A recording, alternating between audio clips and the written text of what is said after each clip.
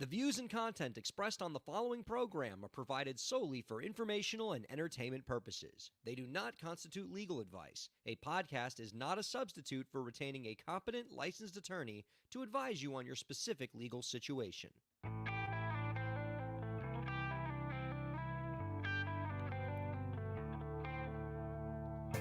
How's it going, everybody? Welcome to the show.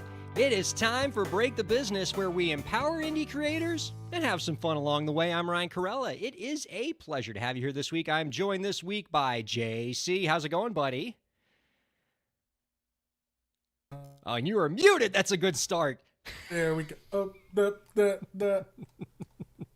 Just kidding. I'm not muted anymore. How's it going? It's good to see you, my man. It's good to see you too, buddy. I'm excited for this. You've been on the show before. This is not a new experience for you. And you, of course, were on the show a bunch of times back in the old podcast days before we found this new fancy visual technology. Bringing ourselves roaring into like the 1990s with our technology. And we're getting there. You've been a mainstay, but this is a nice opportunity for you and I to do this one together, just us gents, and I'm excited because I think that the audience is going to really like getting to know us. Okay, can I tell you something about that song now that you've just completely So tell me if this is sad, okay? Okay. I'm on the TikTok. That's not the sad part, even though I'm 35. I watch am TikTok older than videos. you and also on the TikTok. Don't start. Oh, I don't feel alone. Fantastic. But on TikTok, there was an artist who did a folk version of that song. So imagine folk, it was like just the two of us. We can make it if we try. Just the two of us. Just the two of us. And honestly, I know this is like going to be so sad. I really dig that version. It was so good. I know. I see the disappointment in your eyes. Thank you, ladies and gentlemen. It's been great. I've had a fantastic time here on Break the Business. I hope to be invited back, maybe. So I'm taking over from here solo. Got it. I've scared you off in the first 2 minutes. No, because there's a lot that you're going to like about this show, okay? Yeah, I guess. I know that we started off inauspiciously with your muted mic and my god-awful singing, but man, I'm telling you, it is all just strawberries and cream from here, my man, okay? True. Our guest this week, coming up after the break, is Pell. This guy's super awesome, really amazing rapper based out of New Orleans. He's doing some great activism, highlighting the incredible creative community in New Orleans, promoting environmental issues and societal issues. He's just such a great model for other artists to follow. I can't wait to talk to him. Yeah. Looks like he's doing big things. Oh yeah, no, we're gonna really dig having him in the next segment. In the meantime, Jace, since I got you here and you haven't left, even though you had every right to do so about a couple minutes ago, we appreciate you sticking around. It's always empty threats with me. It's okay. I want to talk to you first about a listener question that we got. Okay. And normally I'll say this, like with listener questions, they usually just send them to me in the emails and then I just reply to the email. But every once in a while I get one that I think is a little delightful and I want to share it with everybody. And the listener probably doesn't appreciate that. They probably just wanted to keep their stuff private, but nope, you're on blast now. I cannot wait. Because it's a great question. And I think, because what the people need to know about you, JC, is you yourself are a creator, a terrific artist. And what this listener is asking about is probably something that you have confronted with a great deal of regularity in your own work as a creator. So I think you're going to dig this question. So here's what they wrote.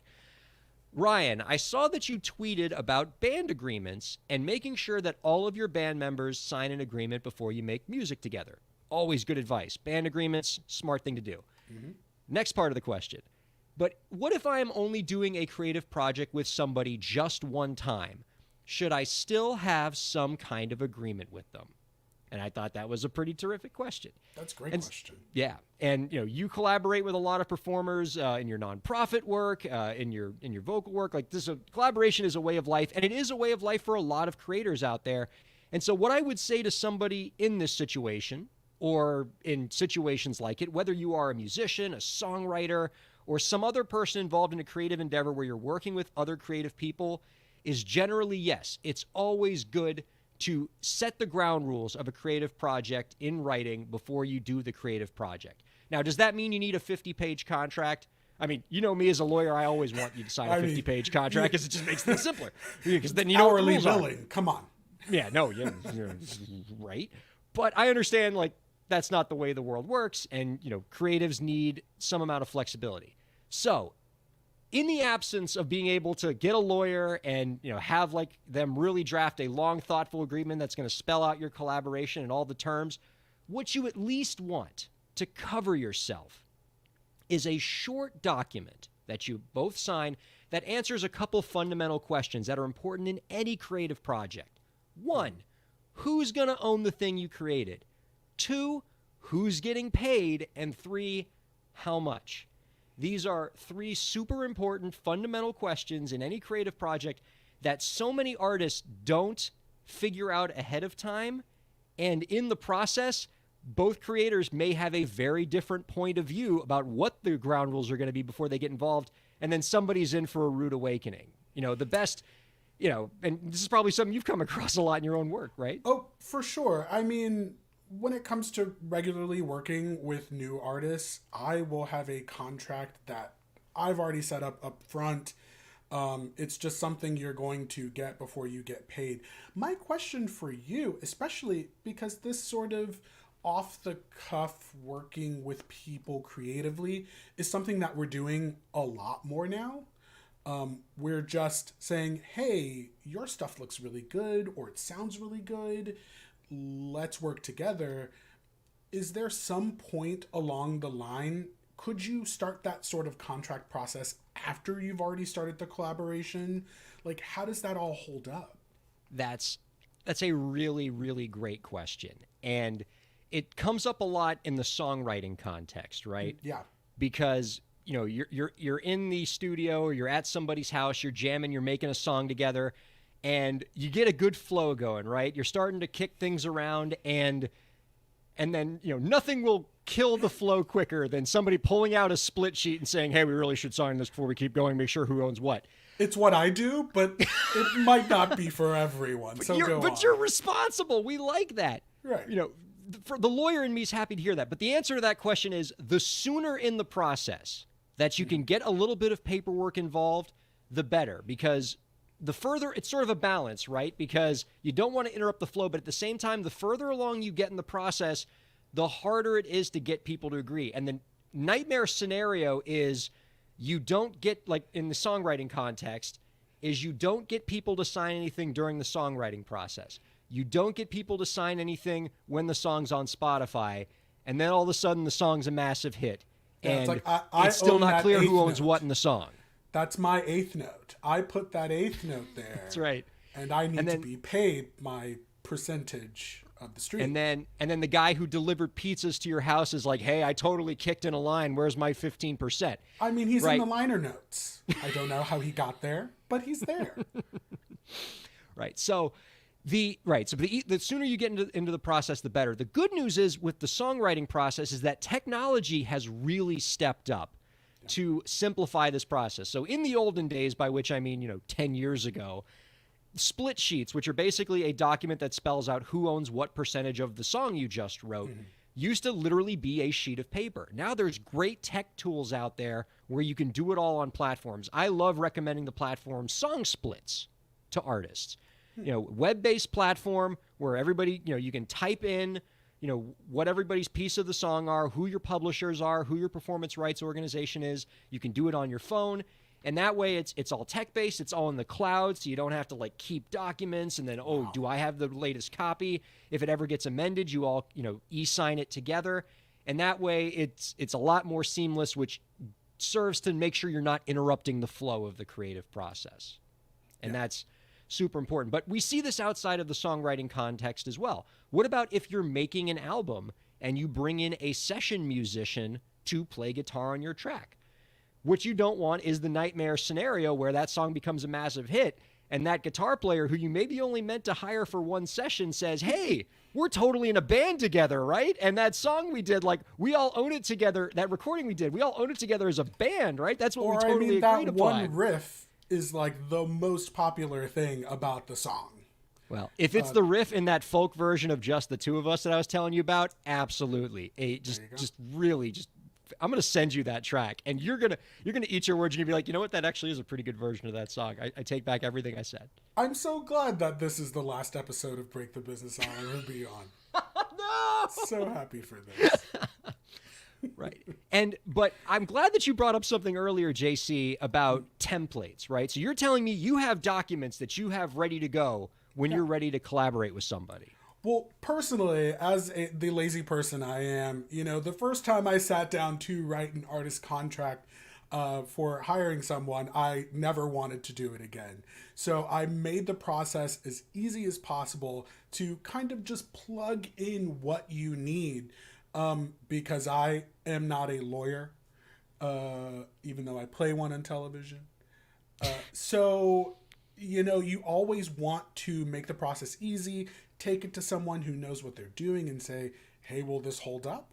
And just make it so you can plug and play, just like a lot of other things that we do in our lives. And so you don't have the hard work that happens after people start claiming things in a court of law. That's exactly right. And you said it perfectly. So, I mean, a lot of artists are afraid of like, am I going to have to bring in a lawyer every time I do a new collaboration? No, you get templates. And by the way, so maybe you bring in a lawyer once and you pay for an hour of their time to create, just to draft you a quick and dirty 1-page template that's going to lay out things like who owns the work and how much are people getting paid. Is it going to cover you as much as a 50-page contract would? No, but it's going to save you from a great deal of heartache down the road if these works ever get any measure of traction. And there's a lot of great resources out there that already do this. I love recommending to artists the Indie Artist Resource, done by a fantastic entertainment lawyer named Erin M. Jacobson, who's been on this show a lot of times, and she's a true friend of the indie artist. I think she's actually known as the indie music lawyer. Boy, I wish I got that trademark before she did. Oh, it hurts. But she deserves it because of this great platform, the Indie Artist Resource that she has, where you can get templates for like any sort of entertainment deal you'd want to do under the sun. And it's been vetted by a terrific attorney, and it'll get you, a great, 90% of the way there for these kind of collabs that you're going to do. And a little bit of investment up front can save you a great deal of heartache later, regardless of the kind of collaboration that you're doing. And that's what I'm talking about. A couple more things while I got you here, JC, before we go to the break. I do want to talk about something that just became news. Like we rarely break news here on Break the Business, but news has very much been broken here. And the news that I want to talk about, I think JC froze. Did you freeze there, buddy? Yes, I think he did. All right, well, let's see if we can get JC back. But in the meantime, I'm going to talk to everybody. Just see what a great position for him to be frozen. Oh, he's back. JC, are you there? I'm here. Okay. You were frozen solid, my man, in like in a look that I think we would call concerned. I was very concerned. You were frozen on a great look because it looked like you were deep in thought, really like considering the power of the words I was laying out there. So it was absolutely perfect. I'm sure that gave you a lot of, encouragement to go on. It did. I was ready to keep on rolling. No, what I was just saying was, like, for the first time since Break the Business has ever existed, we're going to break news. We've never been able to break news before because we've always just been a podcast that is going to come out 3 days later. But now we're live, and this just happened. Twitch just announced today that they are changing their harassment policy, their hateful conduct and harassment policy, in a way that I think is really, really cool and is going to have immediate implications for the creators, especially the creative community on Twitch. And I think it's worth talking about. So Twitch, like most of these companies that have third-party content on them, have a pretty standard harassment policy, right? You cannot harass people on the platform. You cannot do hateful things on the platform. Right. If you do hateful things on the platform, they will remove you from the platform. Same as Facebook, same as Twitter, same as Snapchat, same as everybody. Maybe not Parler. But most of these platforms, that's exactly how this goes down. But Twitch has now stepped up and has really become the first tech platform in which they are also addressing misconduct that happens outside of Twitch. So Twitch has just announced that for the first time, any egregious acts of hate and harm, including threats of mass violence, child grooming, leadership or membership in a hate group, and more, that happens off the platform, that has nothing to do with what you're doing on Twitch, can still subject you to discipline on the platform. And this is from Forbes. I'll just quote it here. Previously, Twitch left the door open to booting users for their offline conduct, but only in the limited cases of hate or harassment specifically directed at other Twitch users. With the new rules, users could be booted for hate or harassment of anyone, even if they're not Twitch users. Twitch's approach starkly contrasts with Facebook and Twitter, which have been known to host users who are known members of hate groups or have previously committed acts of violence. That's just some beautifully executed shade on the part of Forbes there. That was just terrific. But, I mean, what an interesting and welcome approach, in my view, that Twitch is exploring here, which is, I think, Twitch understanding that the people on their platform are, they're not just treating these people as customers on the platform, they're treating them as talent. And all the stuff that goes on the platform and is broadcast inevitably reflects back on Twitch. So if a Twitch creator is doing something in their private life that has nothing to do with Twitch but still makes the news, that's going to reflect badly on the platform that carries that person. And so Twitch wants to have a mechanism to treat its talent the same way that CBS would treat its talent on a sitcom if one of their sitcom stars did something objectionable off of the network. You're just going to bring up Roseanne and not directly. Like Roseanne. What was the other one? Who's the other person that you bring up that got embroiled recently? Gina Carano from The Mandalorian. Yeah. I mean, so you say stuff, you gotta hit the door, and I guess it is sort of setting up Twitch streamers as being talent on the program. Yeah. It's a change in approach that logically makes sense, but I think for a lot of the creators on the platform, some of them might be perturbed by it, by saying like, "Oh, you're going to police me when I'm not on Twitch," and Twitch's response is going to be, "Yeah, you're our talent.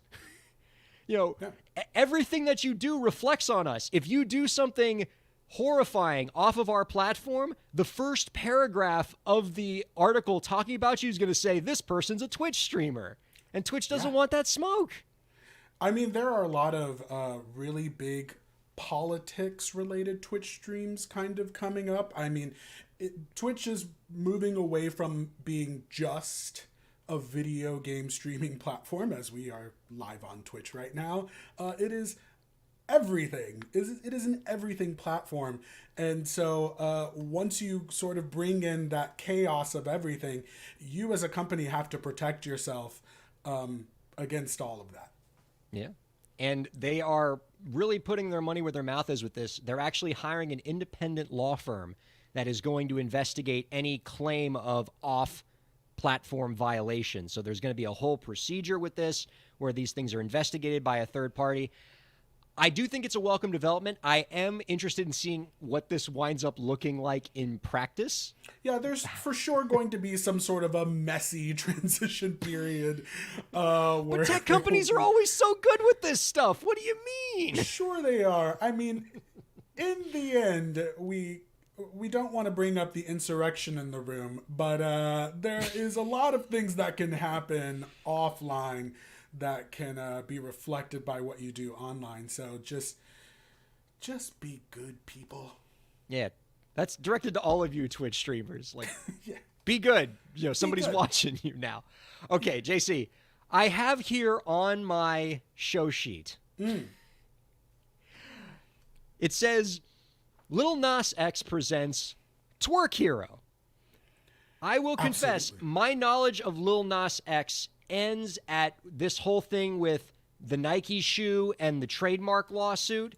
And after that, like, I don't know what's going on in the world of Lil Nas X. I do know he hit the number one on the Billboard Hot 100 again, which is pretty cool. But what's going on with Lil Nas X, and what is Twerk Hero? We're going to back it up just a little bit, Ryan. It's all right. Lil Nas X. What did I say? Like, Lil Nas? Like, like the other... I pronounced it like Nas, like the pop star. So we just got to back it up. It's just Lil Nas X. Just let it flow. Softer flow S. Through. Yes. As a linguist, no, I'm just kidding. So anyway, I mean, it's been really big news that Montero, Call Me By Your Name, has started the Great Satanic Panic of 2021. It has been wildly entertaining. It's been really great, and it's really gone to show you that for me, I've seen Lil Nas X as a king of the internet. He is a noted barb, which, explanatory comma, that is a follower of Nicki Minaj. And you don't want to mess with a Nicki Minaj fan. So he is very adept at the internet, and everything I think he's done since the release of the video and the song has been to push forward and push the boundaries so that people are talking about it, and he essentially gets free publicity. So the next in his line of controlling the internet is a game that he released today. He announced it via Twitter, Twerk Hero. So Twerk Hero is a game. It is a game. You can go now to, I think it is Montero Call Me By Your Name is the website that you can go to right now. The always treasured .name TLDs. Well, yes, I hope to be the second .name ever on the internet. Is .name actually a thing? But anyway, I would look it up on my computer, but I'm afraid of like what will pop up on my screen if I enter in this webpage and then I just see a bunch of twerking. All of the viruses, by the way, every single virus will be on the other .names. But Twerk Hero joins the long list of illustrious rhythm games where you now get to control Lil Nas's buttocks. We're trying to keep it PC, right? Control his backside and move it in the directions to the music, obviously to Montero, Call Me By Your Name.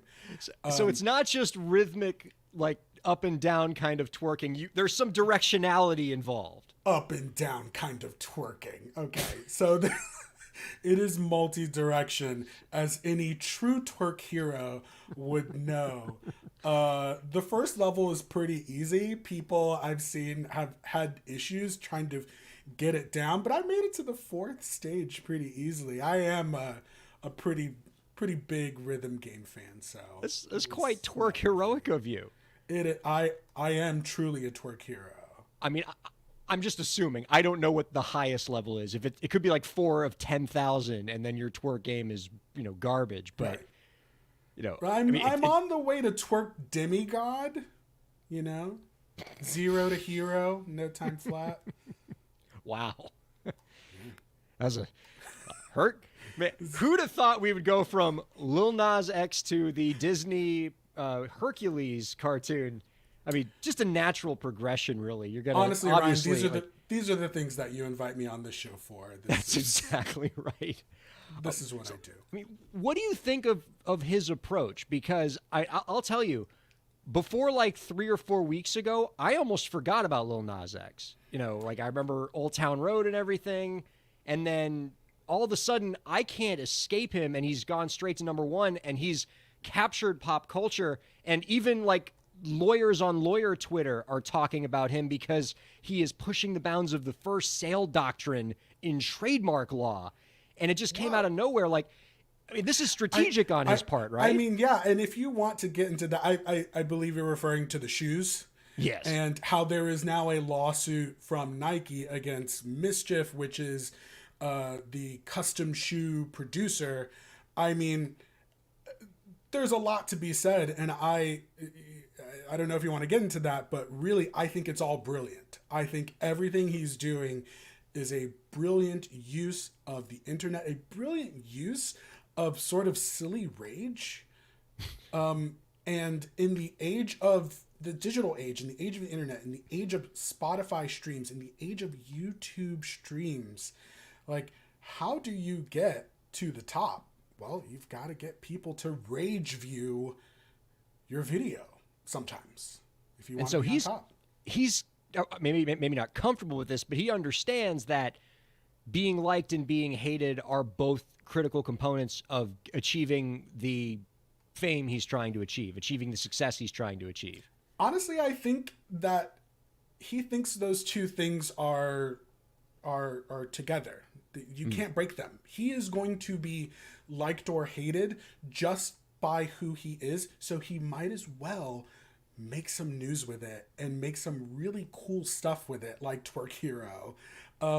Because just by, sort of the point of the video and the song is that he's going to be who he's going to be, and some people are going to like it, some people are going to love it, and some people are going to hate it.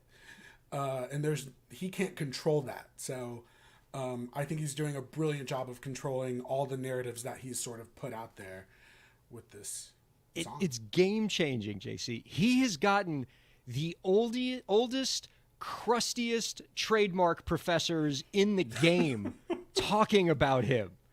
Yeah. I mean, just imagine a whole bunch of old, crusty trademark professors also pronouncing his name Little Nas X. Thank you. We put that out there so some of them that are listening to this very podcast can correct those things. I have to go call up Chester Butterfield III at Harvard Law School and say it's actually a softer S, Professor Butterfield. Make sure you get that right. Thank you. It's more like a Z. I don't want to look bad in front of his kids, in front of his students. It's important. He's also on the TikTok. Oof. Oh, man. I mean, he was kind of like the first artist to really propel himself from the TikTok platform. Like, he shot up at TikTok made him a #1 artist with Old Town Road. Am I mistaken with that? Well, I mean, do you know that Old Town Road also has the record #1 weeks on the Billboard charts? Yes, I mean, it does. I Take can't that even One imagine. Sweet Day. Yes, I know. I mean, Mariah's just in her giant mansion, just playing. That made her so mad. You You watch the One Sweet Day video. You see them all in the studio together, with their hand, just really getting into it. They knew they had a song that was going to be #1 for 19 weeks, and they probably never thought it was going to be topped. And then Old Town Road comes along. Oh, just think of Wanye. What is he doing? You know Wanye is despondent, inconsolable. That's the only Boyz II Men member I can name. I will not confirm or deny whether that is also the only Boyz II Men member. It's the coolest name in the crew. Oh my God. Anyway. All right. Well, we try to think of more members of Boyz II Men. We're going to take a break and then welcome our guest, Pell. Don't go anywhere. Keep watching/listening to Break the Business. Ryan Kairalla here. I hope you're enjoying the show, and I hope that you're getting a lot out of it. I do what I do because I care about creators like you. A lot. I've dedicated my career to helping creative professionals, entrepreneurs, and organizations move forward. I do it by hosting this program, and I'm also proud to do it in my legal practice. If you're a creative professional looking for solutions-oriented legal services to help you further your goals, I'd love to help. My firm RKPA does contracts, commercial law, copyright, trademark, and more. Visit rkpalaw.com to learn more. That's rkpalaw.com. Ryan A. Kairalla, PA, Miami, Florida.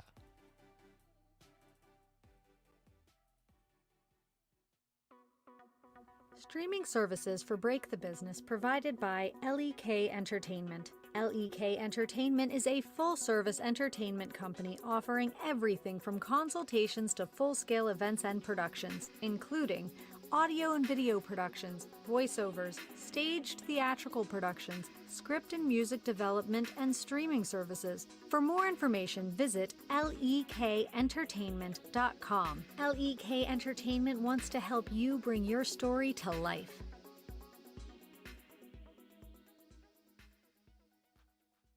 Thanks for supporting Break the Business. If you have a question or topic that you want us to discuss, email us at breakthebusiness@gmail.com. You can follow the host, that's me, on Twitter at Ryan Kair, and you can follow the show at the BTB Podcast.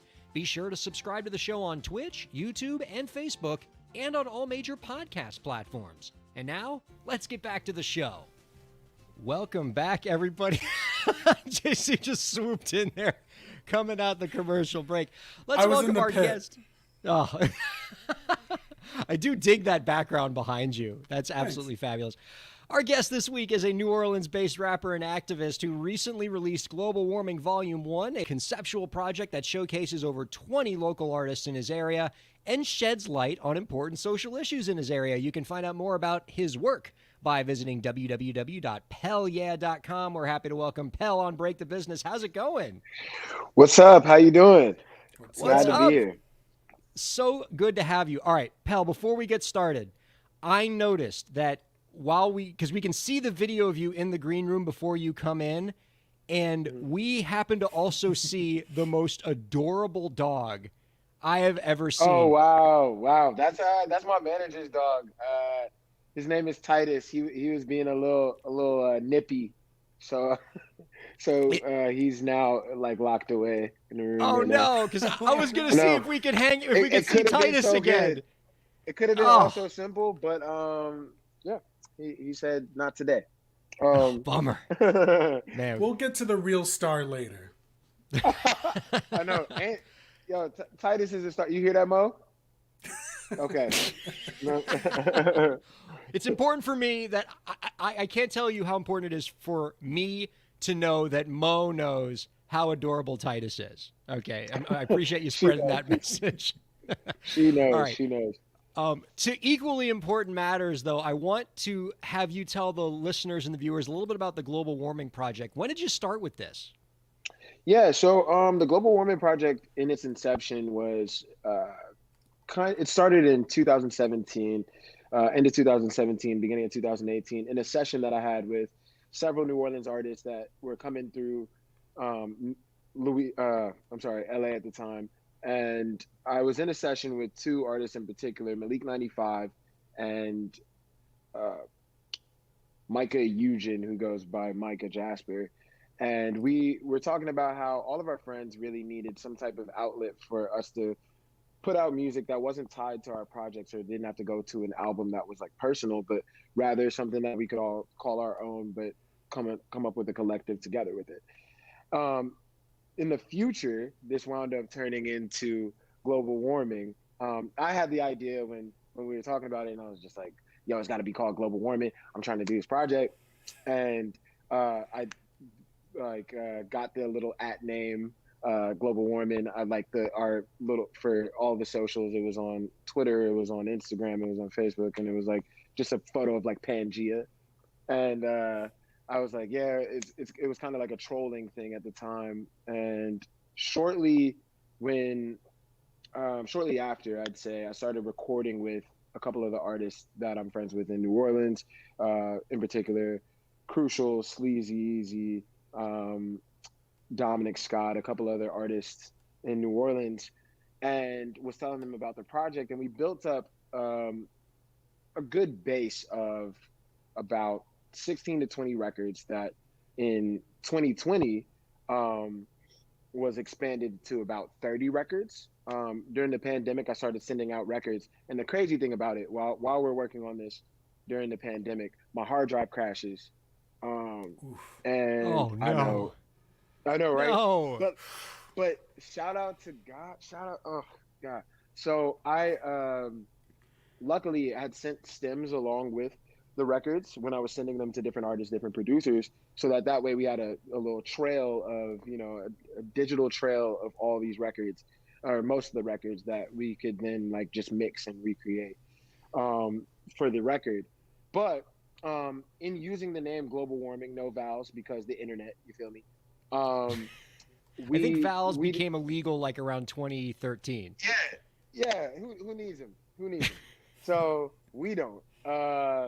So what we did is we decided to, I thought that there was a need for responsibility using the name Global Warming, to actually have a dedicated side of what we were doing on the music side, and more importantly on what you're calling, and I think what most people will call, the activism side. I think we just call it community building, because it's really just about the community and the people that we know that have been doing things for the community, and more of the activism, and taking a bigger step in the activism role and just following their lead on certain things.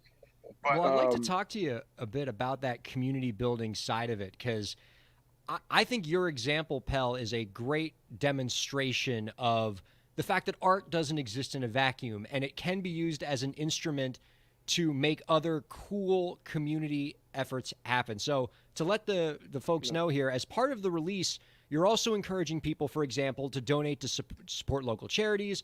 You're organizing community programs like recycling drives as part of this relief. So did you always envision this kind of setup, that the album and the community projects would go hand in hand and sort of feed into each other? Definitely. That's right on. I think that the idea with while we were building it, the record that is, and hearing about the stories that were going on in New Orleans, and also just thinking about what's going on in the world and the climate, and thinking about global warming and climate change alone, and you think about New Orleans, we would be the most impacted through the fruition or the like manifestation of a complete, climate change. If you look at the Gulf and you look at like the receding shorelines and what have you, where we all lived through Katrina. Most of the people that are on this record, actually everybody obviously that's on this record, and there's always that conversation of doing better here and there. I don't think that we're trying to change the world to tomorrow, but little things like you mentioned, donating to CCSJ, which is Concerned Citizens of St. John Parish, which is it's the path between, it's actually the bit of land between Baton Rouge and New Orleans, where there's a crazy number of industrial plants that emit so much toxic matter that they call it Cancer Alley. So Wow. yeah, and there's like a disproportionate number of people that have lung disease, disproportionate number, and this came into national headlines again because of the COVID crisis. They were obviously number one in the state, but number three in the U.S. in terms of deaths per capita via COVID-19. So it was a no-brainer that we wanted to work with them and shed some light onto that, and obviously raise money so that they could help raise awareness and lobby against these industrial plants. We also did recently, 2 weeks ago, a recycling drive with Glass Half Full NOLA, which was amazing. Where I don't know if people know this, but New Orleans doesn't recycle glass. The only place that does it is this place called Glass Half Full NOLA. Yeah, it's kind of crazy, right? I didn't even know this. I found this out probably 2 months ago, and I was like, oh my God, got to do something. So teamed up with two of my friends and linked up with Glass Half Full and NOLA Alchemy, who turned this recycled glass into these 504 beads as a symbol of obviously New Orleans. But even more get that in the importantly, camera. That's really sleek feel there. I me? like that. You feel me? You can't even, when the light hit the ice, it twinkle and glisten. You feel me? Come on, So 504. so yeah, so really it's just like it's obviously good looking jewelry, but keeps the city beautiful. So we're trying to keep that going with everything that we do musically, because at the end of the day, especially in rap, if you think about like whenever I first started listening to rap, I know people would always ride hard for their cities and talk about their cities and how they made them. And I'm no different. New Orleans made me, New Orleans raised me, and also put me on the map. People love the fact that I'm from New Orleans just as much as they love my music. But what's more important than taking that energy is giving back in a real way. And I think everybody that's a part of global warming is a part of that mission of giving back to the community. And that's just why they go hand in hand. All right. So, in the name of giving back to the community, I know that there are a lot of creators who are listening and watching that are inspired by this, and they would like to do similar efforts to use art as a vehicle to engage in community improvement in their own area, because every community is going to have its own unique challenges, and to the extent that creative works can help solve these problems, they want to do it. For those creators out there, do you have any advice for them on how they get started? Maybe a challenge that you didn't anticipate, that if you could go back and tell yourself how to address that challenge, you would? Yeah, I think the main challenge is identifying strengths in your own backyard, not reaching too far outside of the people that are within your community. And that's really how you build your career. I think none of this would have been able to happen without us realizing that, one, we had the talent, two, we had a similar mindset as to what we wanted to get done, and also different types of talents and different from top to bottom in terms of the industry. You know, everybody was able to make this happen. It takes a village, and I think that oftentimes when you're first starting, you see these stars, you see, you know, the Kanyes of the world, you see, you know, Travis Scott's, insert anybody who's huge, to the kids right now even, and you see it as unattainable unless you go to LA, you go to New York, you go to Nashville, you go to Florida. But look in your own backyard, look in your neighborhood. These people are just as talented. They just need the access, to show their talents. And I think sometimes we don't even give, our own that chance. So make sure you tap in with your own for sure. Yeah, JC, I love win-win scenarios in the entertainment biz. And this is what this is, right? Because Absolutely. Pell is improving his community. He's creating great art. He's empowering the other creators in his community and enriching them and growing their standing. And it's just everybody wins in a scenario like this. I love it. Yeah, I'm glad people recognize it, because that was always the goal. I think it's good to see it received so well, and that, you know, I'm able to be a part of it. Just, you know, being the genesis for all of what we're doing is great, but also now seeing and living in it and being a part of this team is just as important. And hopefully we inspire a lot more people. Well, we've been talking about collaboration all show, so this is a great example of what can happen when great creators collaborate together and can quite literally change the world, by changing their communities. I have to ask you this because I see it here in the show sheet, Pell, and I'm never going to forgive myself if I don't get the backstory on this. I see here that your first songwriting effort was a anti-drug PSA song called Don't Smoke that you did in the 5th grade. I assume that there has to be a hilarious backstory to this. Man, if I could find the video, we would have started the interview with it. Oh, wow. No! Tell me there has to be a video. Look, last week... Katrina, nope. No! Yeah, shout out to that one. Yep. Because look, like Pell, last week, to give you some example, okay? When I was 13 years old, I did a terrible cartoon voice for a terrible cartoon that never saw the light of day on any American television network. And for years, I thought it was gone and that it would never exist. And then YouTube emerged, and everything is on YouTube. And I found this cartoon, and I actually played it on the show last week. But you're telling me that this Don't Smoke 5th grade PSA that you did is lost to history? It's lost to history, man. I keep do know, putting it out there, bars. man.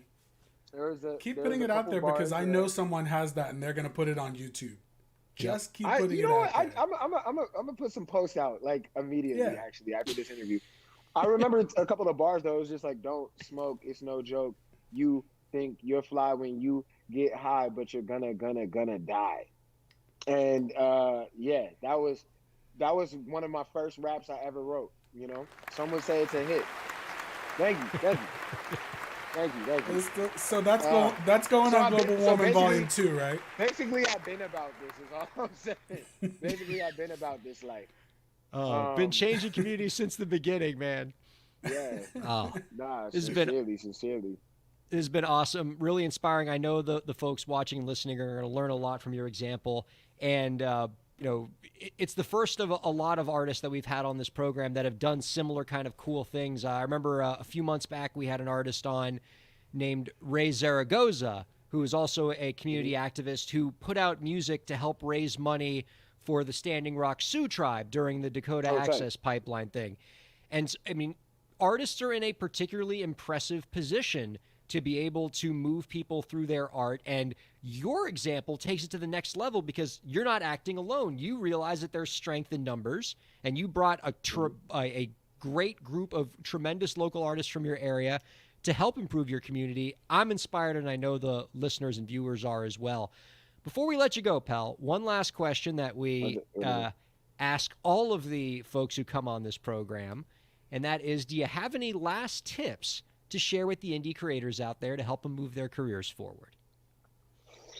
I like this phrase, no analysis equals paralysis. You know, make sure that you take time for yourself to view where you're at in your career at multiple times during a month, a year, so that you understand where your goals, how close you are to your goals, and also set new ones.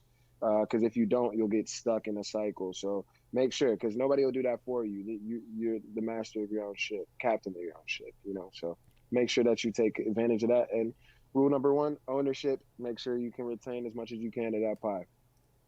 Oh, see, now you're definitely speaking the language of this program. Too wise. Too yes. wise. Find out more about our guest's work. You the lawyer. I'm about to cop the book. Trust me. I've been peeped. I'm about to copy it. Oh, much appreciated. That's fantastic. Yeah. I mean, shoot, you send me your address, I'll send you the book. No problem, man. All right, I'm taking you up on that. You bet. Always happy to empower a great creator like you. It's the very least I can do. You're helping, improve New Orleans. Like, I mean, you're a hero. We love that stuff around here. Find out more about our guest work. Oh, bless you. Find out more about our guest work by visiting PelYeah.com. Pel, thank you so much for joining us this week. Oh, all right. Peace. Oh, I'm inspired. How about you? Very. Oh, man. That truly wise words. Like, we're both older than he is. And I'm like, I am learning some knowledge right now. Like, I will take that word. And as if I didn't already appreciate him enough, he ends by saying he wants to read my book. That's just somebody who's after my own heart right there. I mean, there you go. knows how to leave an interview, man. Woo, no, boy, I mean, just some fantastic host sucking up right there. Always appreciated here at Break the Business. That's good. I would use that if I was ever coming back on this show again. Good message to all present and future guests on Break the Business. You want to get in my good graces, just drop the book at any point. It's like a 5-year-old book. It doesn't matter. Tell me you want to read it. Not only will you make me happy, but as you can see, I'll just send you a copy. That's Break the Business, Declaring Your Independence and Achieving True Success in the Music Industry, available in paperback, ebook, and audiobook. There we go. Yeah. That guy's tremendous. And I love this new kind of thing that we're seeing. And certainly the idea of artists being activist isn't new, but the way that today's artists are collaborating and using technology and, bringing people together to improve their communities is not only obviously great for the communities that they're helping. Like, obviously Ray Zaragoza did some amazing things for the Standing Rock Sioux. Pel's doing great things for New Orleans. And that alone is worth the effort. But your fans respond to it too. The new music industry, the new entertainment industry is all about cultivating a devoted community of fans, quality over quantity of fans.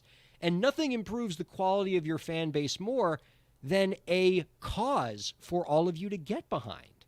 Yeah. And, Pel gets it. And I love it. I love it. Yeah, and it's great to see an indie artist sort of doing it. I think that, we look to the past and we see that lots of artists, lots of mainstream artists have sort of had causes that they've gone out for. But to see that you can do that on the local level and really make a difference. I mean, like you said, start small, use your backyard, use your community that you've built, and you see how far you can go. You don't have to be USA for Africa. You don't need Quincy Jones and Michael Jackson and Cyndi Lauper in the same room. It doesn't need to be We Are the World. That's right. It can be We Are the Nolans. And in fact, a lot of the smaller artists have the ability to be nimble, right? Because you can create things whenever you want. You can collaborate with whomever you want. You don't need to get a label's permission to work with a particular artist. And you have the flexibility to work on a local community cause that a big-time artist might not be able to get involved with because they're too big-time.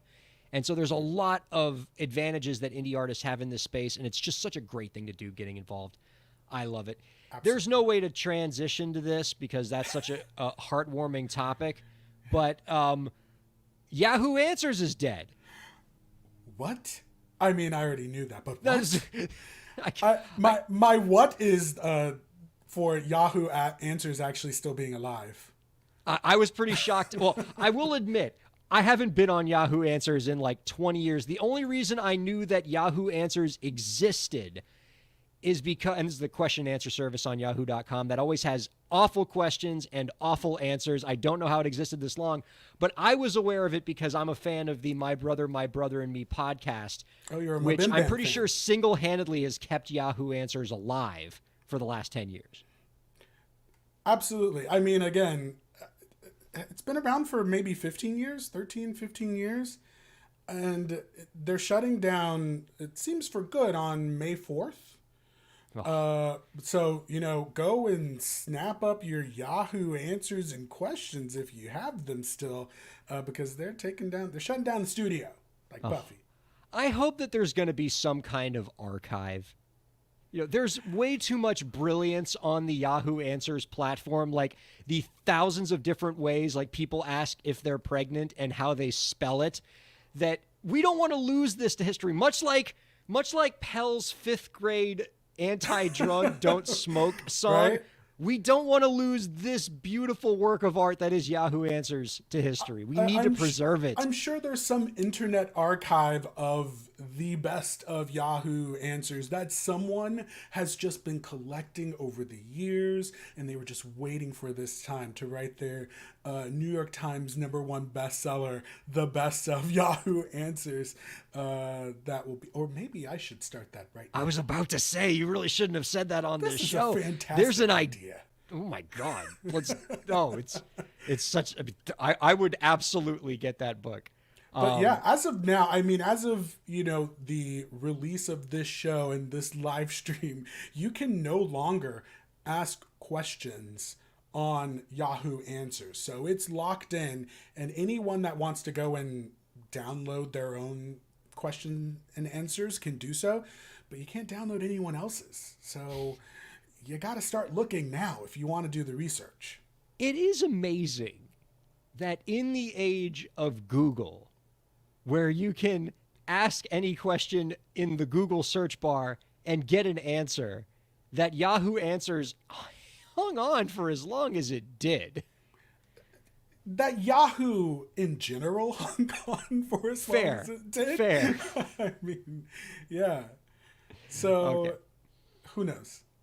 Also, I read in the news that Ariana Grande is going to be the next coach on The Voice, and that sources are saying that she could be getting anywhere from $20 to $25 million to sit in a chair and push a button and have it spin around. And all I could think about, JC, with this story... Talk to the artist like this. You did your thing. That was my best Ariana Grande. You're not getting any more, you guys. Sorry. That was pretty good, Ariana Grande. Thank you. I'm not gonna lie. But it just reminds me of something that I've always thought about with these talent shows. Okay, think about where we were in 2003 when American Idol first started. Maybe even earlier than that, 2001, whenever the first season of American Idol was. Like 2002, I think. Yeah. There is no greater example of where the music industry was vis-a-vis the other areas of the entertainment industry back then. When you think about who they got to be the judges on, American Idol, like in a lot of ways the precursor to what is now The Voice, although American Idol's back now. Like, who did they get? Paula Abdul, didn't have a hit record in 10 years, and the bass player from Journey. And that was their all-star cast. You put some cast respect on Randy Jackson. I know, I'm just saying, all right? Like, they're not getting whoever the biggest star in music was at the time, because, I mean, who would have been the biggest star, like, in 01? Somebody like... still? Right. You would never get, because that person, like, they would consider being on a network television show as a judge such an indignity. Like, I'm Whitney Houston. I'm Mariah Carey. What the hell do you mean you want me judging a talent show on network television? I'm one of the biggest stars in the world. And I think there's no greater example of what has happened to the music industry that now being a judge or a coach on one of these programs is the most coveted job in the music industry. And of course, Ariana Grande wants that job. So you're saying that there is a bit of craziness in the fact that she could be considered around the height of her career, right? Yeah. And she is now on a TV show. Right. The Ariana Grande equivalent of 2001 would have just like punched her agent in the face at even broaching the possibility of being a judge on a musical talent show on network television. How dare you? Okay, no more Ariana Grande. No, it gets no better more. every time. It really does. It's a grande size. But really, I'll give that one to you. Thank you. But really, I've heard some arguments to the contrary, because like a lot of things now in this post-COVID world, Ariana Grande is probably doing one of the smartest things, in that who is going to a sold-out concert right now? Yeah. And if we know anything about, artists, even at her level, is that most of the money that you make is in the live show. And we don't have those right now. So even though she's at the height of her career, she can be on a TV show and make somewhere around the same amount of money. I mean, that to me sounds like a really smart move. So you're suggesting that if this were even 2 years ago, before we had any idea of this pandemonium panorama, this Pan's Labyrinth that we were involved in, if this personal Ariana Grande's agent is pitching this to her, she's like, no, I'm touring and that's where I'm going to make my money. But only now is this even on the table because of the current state of the world? It would have been the, how dare you? I knew we'd get one more today. Yes! You can't help yourself. 3 times the charm. I really can't help myself. But yes, I absolutely think that there would not be a world where Ariana Grande would be on The Voice had we not had this Pantene Pro V. Okay, that's my favorite one that I've heard. That one rises to the top. Oh, that's fantastic. Oh, before we go, I do want to mention our guest next week. Oh, just keeping the great guests coming. One of my favorite people in the music business, Ariel Hyatt, publicist extraordinaire, is going to be joining us next week. She's amazing, a true friend of the indie artist. Great. She's got a new book coming out. Great author, great podcaster, has helped so many, countless indie musicians move their careers forward. She's been in the game so long, doing amazing things, and every time we have her on the program, I absolutely adore talking to her. So that's next week. Do not miss it. Sounds awesome. Oh my God. So God, the guests that we're booking, man, it's just, oh man, just this is I a can't show I might come back. I don't know. Oh, you'll come back for that one. No. Yeah, I'll anytime you want to come back, man, like this is so much fun. I mean, I'll bring you back solely for the Ariana Grande impression, like putting aside even the great insights you're offering. That alone. I'll work on it. I'll work on it. We're shopping. And the Wanye reference from Boyz II Men. The hits keep coming. It's, talk to my agent, see if you can get me on. That's right. Our guest, our thanks to Pell for joining us. My thanks to you, JC, for co-hosting through this. It's been an absolute pleasure, my man. Be sure to follow our friend or whatever you're supposed to do with us on Twitch. You can follow the program on Twitter at the BTB Podcast. Where can they find you on Twitter? You can find me on Twitter at JCizzle, JCIZLE. It is a pretty delightful follow. You can follow me on Twitter at Ryan Kair. And let's keep this conversation going. Thank you, everybody, for checking out Break the Business. We will see you next week.